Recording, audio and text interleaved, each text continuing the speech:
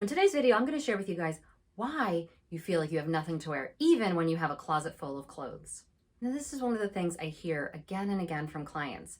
They have nothing to wear, but you walk into their closet and there's so many items in there, it can be overwhelming.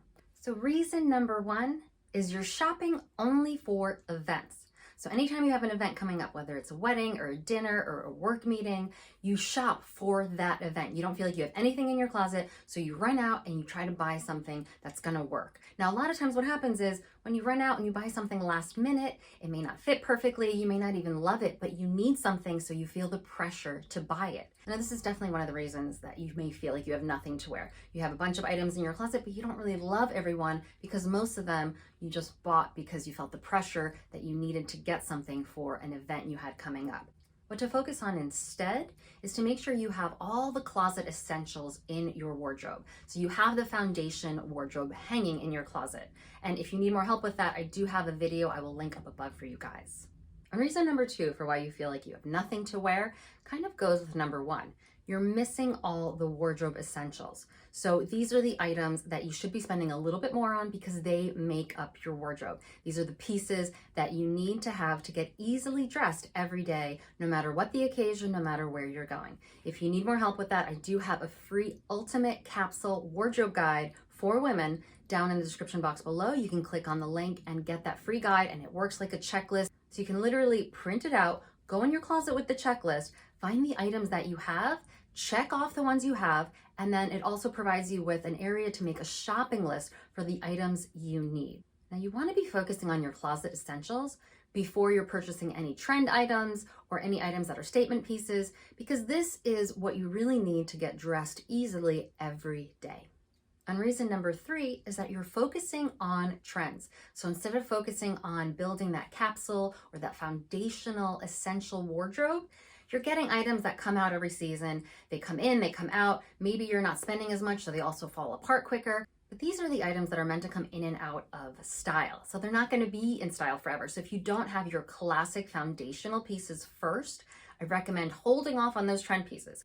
Once you've invested in your closet essentials and you have all of those foundational wardrobe pieces, then you can start kind of playing with trends and picking one or two trends a season that you want to incorporate a couple pieces of. But I always recommend spending less on the trend items and spending a little bit more on those classic essential wardrobe items. Reason number four, you don't have a plan when you go shopping. You go shopping, you see what you like, you're not even sure if it goes with anything you already have, you're not even sure if you need it or not, but you pick it up anyway. Now, shopping is a stress releaser for a lot of people. It can be recreational, you can do it with your friends, and so what happens sometimes if you don't have a plan and you're just shopping to shop, you may end up with items you don't need and you kind of just bought in the moment, but you don't love. Now, again, this is fine if you have an expendable budget and if you already have all the closet essentials in your closet. But if you don't, then I recommend creating a shopping list of those missing items in your closet. What are the gaps in your wardrobe that you need to fill to get dressed easily every day? And again, you might want to grab that capsule wardrobe checklist down in the description box below because it will take you through all the items I recommend are must-haves in your closet before you're purchasing other items. Reason number five, you don't have enough simple pieces like cotton dresses, something you can throw on. It could go from daytime to night just by switching your accessories and maybe adding a jacket. These are some items that I definitely recommend having in your wardrobe, something that you know is a go-to. You go to it, you put it on, you know it works, and it's super simple and easy. Reason number six, you're missing your essential shoes. I have found this time and time again when I've gone into clients' wardrobes. They have tons of clothes, but they only have one or two pairs of shoes, or one or two pairs of shoes that fit their feet, that feel comfortable, that they can wear all day. Now, that's a big thing. You want to make sure the shoes that you have in your closet are comfortable and that you can wear them. I totally understand having one or two pairs of heels that you only wear for maybe a special occasion, but in general, your essential shoe collection should be comfortable enough that you can wear all day. Now, I do have a video that I made about all the essential shoes every woman needs in her closet. I will link that up above for you guys. So you can check out that video to see what shoes you might be missing in your closet and to create a shopping list of shoes for the next time you go out shopping. Reason number seven for why you have nothing to wear, you don't have enough lightweight layers.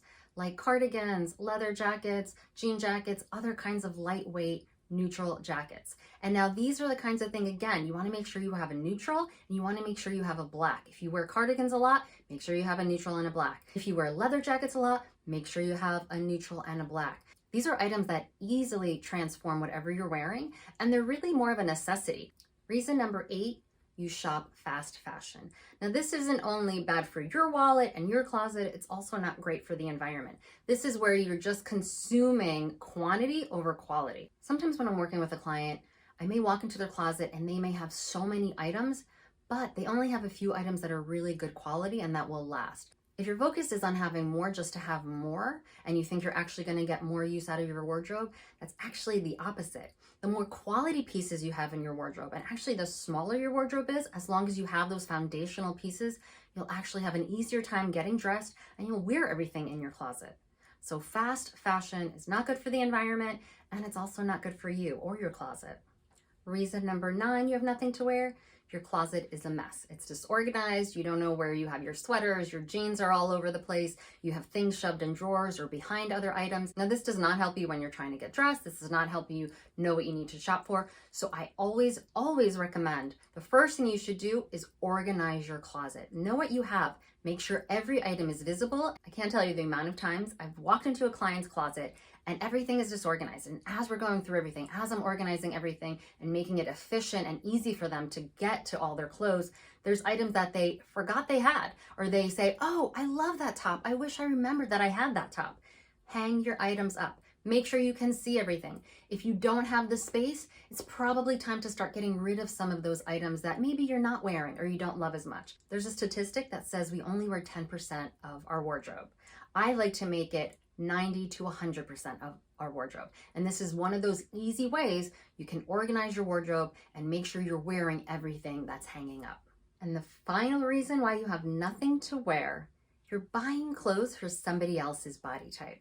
So this happens a lot with influencers. This happens when you're purchasing from subscription boxes. You're not exactly looking at what is going to work for your coloring, your body type, your lifestyle. You're purchasing items that you like how they might look on someone else without thinking that they're right for you. What I always recommend is that if you're following influencers for style ideas or fashion items, make sure they have a similar body type to you and that the item that they're wearing will actually work for your lifestyle. Another thing I recommend that I find really helpful is creating a Pinterest board of items and styles and looks that you love. Find people that have a similar body type and similar coloring to you and that you like how it looks on them. That's a good indicator that you'll probably like how it looks on you too. And that's the end of today's style video. I hope you guys got some good tips on how to start loving everything that's in your closet. And if you did, give this video a thumbs up. And don't forget to go down in the description box below and click on the link to grab your free PDF Ultimate Capsule Wardrobe Checklist for Women. I hope you all have a great week, and I'll see you soon.